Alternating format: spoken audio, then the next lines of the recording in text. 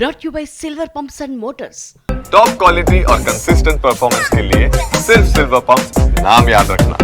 Banakacherla battle మాటలు లేవు పాటిల్ రండి చర్చించుకుందాం రండి అని ఏపీ పిలుస్తాం. కేంద్రం కూడా అదే మాట చెప్తోంది. కానీ చర్చలు లేవు చర్చించుకోవడాలు లేవంటోంది తెలంగాణ ప్రభుత్వం. దీంతో కేంద్ర జలశక్తి శాఖ భేటీలో రేపు దేనిపై చర్చిస్తారు అన్న అంశం ఆసక్తికరంగా మారింది. కేంద్ర మంత్రి సిఆర్ పాటిల్ దగ్గర తెలుగు రాష్ట్రాల సీఎంలు సమావేశమై నీటి వివాదాలపై చర్చిస్తారని ముందుగా వార్తలు వచ్చాయి. మీటింగ్ కు డేట్, టైం కూడా ఫిక్స్ అయింది. కానీ ఈ మీటింగ్ కు సడన్ బ్రేక్ వేసింది తెలంగాణ. బనకచెర్లపై ఏపీతో చర్చలు జరపబోమని స్పష్టం చేసింది. దీనిపై కేంద్రానికి తెలంగాణ ప్రభుత్వం లేఖ రాసింది.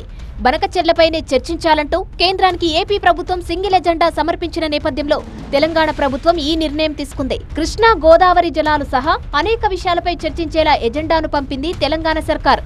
కృష్ణా నదిపై ఇప్పటికే పెండింగ్ లో ఉన్న ప్రాజెక్టులకు అనుమతులు, నీటి కేటాయింపులు, పాలమూరు, డిండి ప్రాజెక్టులకు జాతీయ హోదా, తుమ్మిడిహెట్టి దగ్గర నిర్మించిన ప్రాణహిత ప్రాజెక్టుకు 80 టీఎంసీల నీటి కేటాయింపుతో పాటు ఇచ్చంపల్లి దగ్గర 200 టీఎంసీల వరద జలాల వినియోగానికి కొత్త ప్రాజెక్టు నిర్మాణం సహా పలు అంశాలతో తెలంగాణ ఎజెండాను పంపించింది. కేవలం బనకచెర్ల గురించి అయితే చర్చకు రాబోమంటోంది తెలంగాణ. బనకచెర్లపై జీఆర్ఎంబీ, సిడబ్ల్యూసీ, ఈఎన్సీ అభ్యంతరాలు తెలిపాయి. ఇప్పటి వరకు బనకచెర్లకు ఎలాంటి అనుమతులు లేవు. చట్టాలు, ట్రిబ్యునల్ తీర్పులను ఉల్లంఘించే బనకచెర్ల ప్రాజెక్టుపై చర్చించాల్సిన అవసరం లేదనేది తెలంగాణ వాదన. ఈ ప్రాజెక్టుపై చర్చలకు పిలవడం ద్వారా నియంత్రణ సంస్థలు విశ్వసనీయతను కోల్పోతాయని లేఖలో ప్రస్తావించింది. బనకచెర్లపై ఏపీ వాదన మాత్రం మరోలా ఉంది. గోదావరి వరద జలాల వినియోగం కోసమే బనకచెర్ల ప్రాజెక్టు ప్రతిపాదన తెరపైకి తెచ్చినట్టు చెబుతోంది. ఏటా 3000 టీఎంసీల గోదావరి జలాలు సముద్రంలో కలుస్తున్నాయి. వృధాగా పోతున్న నీటి వినియోగం కోసమే ప్రాజెక్టుల నిర్మాణమని వాదిస్తోంది.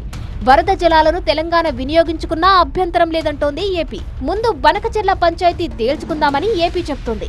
కానీ ఇప్పటికే పూర్తయిన పెండింగ్ లో ఉన్న ప్రాజెక్టులు, నీటి కేటాయింపుల లెక్కలు తేలాకే బనకచెర్ల గురించి ఆలోచిద్దామంటోంది తెలంగాణ. ఈ రెండు ప్రభుత్వాల వైఖరితో రెండు నదులపై ఉన్న వివాదాలు పరిష్కారమయ్యేనా?